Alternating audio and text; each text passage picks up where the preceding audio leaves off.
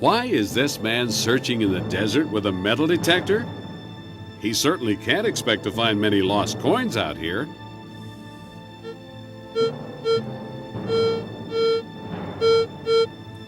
But look, I believe he's found something. Let's join him. Why, that's a gold nugget in his hand, and it's just what he was searching for. Because this man is Charles Garrett, and he's hunting for gold with a Garrett Scorpion gold stinger, acclaimed the world over as absolutely the best metal detector for finding gold. Perhaps you've asked yourself, could I really find gold with a detector? Here's Phil Stearns, one of Australia's most successful gold hunters. Let's ask him.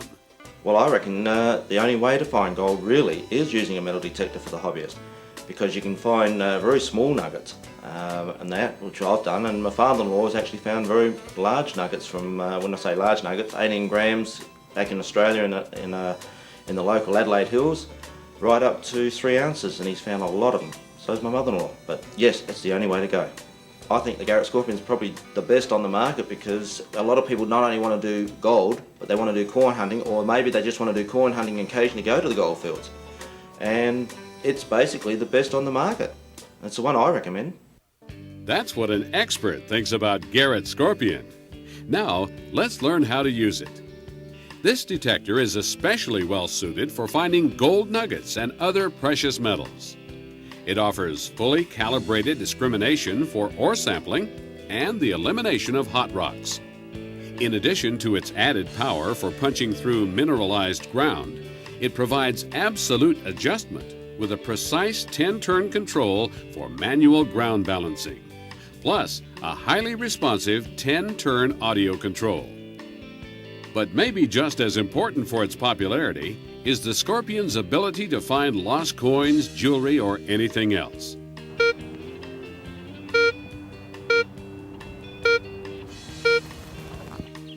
This girl has just found the valuable earring she lost here in the park yesterday.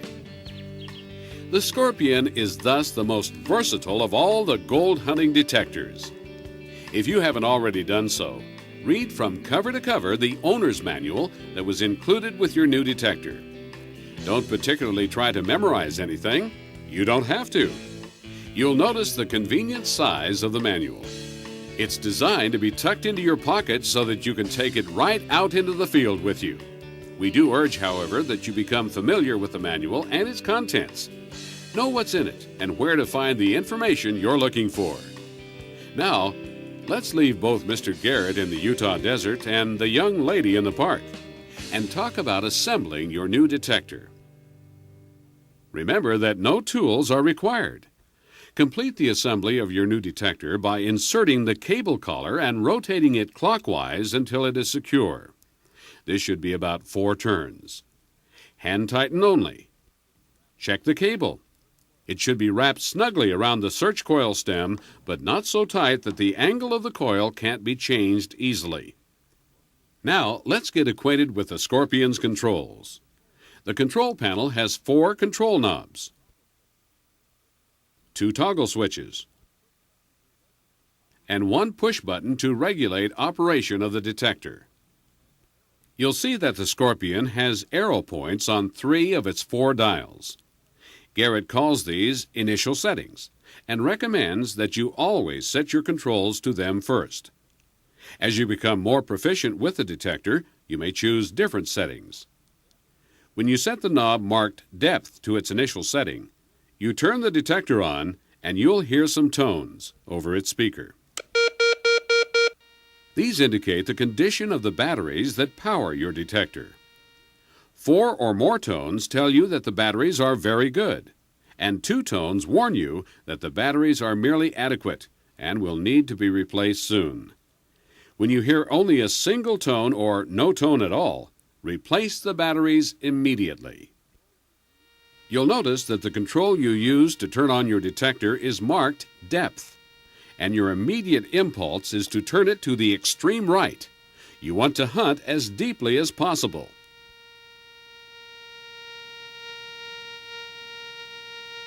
This dial is adjustable, however, because mineral and atmospheric conditions will inhibit your detector's operations in certain areas. We suggest you think of it as a sensitivity control. By adjusting it properly, you can hunt as deeply as possible no matter what ground mineral or electronic conditions you encounter. You may have wondered why the audio control on the lower left of your control panel doesn't have an initial set point. That's because this 10-turn control lets you adjust precisely the level of continuous sound generated by your detector.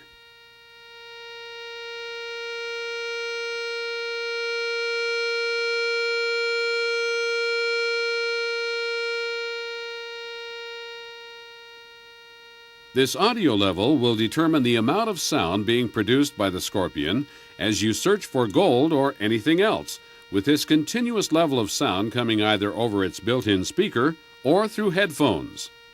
It is recommended that the sound be adjusted at a threshold level where it is barely discernible when the detector is searching.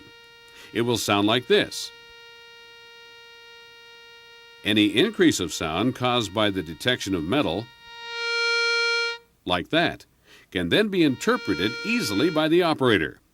Do not adjust the control when the loud signal of metal detection is heard. Perhaps you've heard or read about silent searching.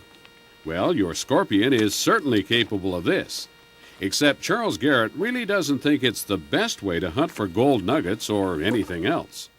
He believes that you'll consistently miss faint signals with the detector operating silently. If you insist on hunting with no sound coming from your detector, first, turn the audio control to slight sound and then just into the silent zone.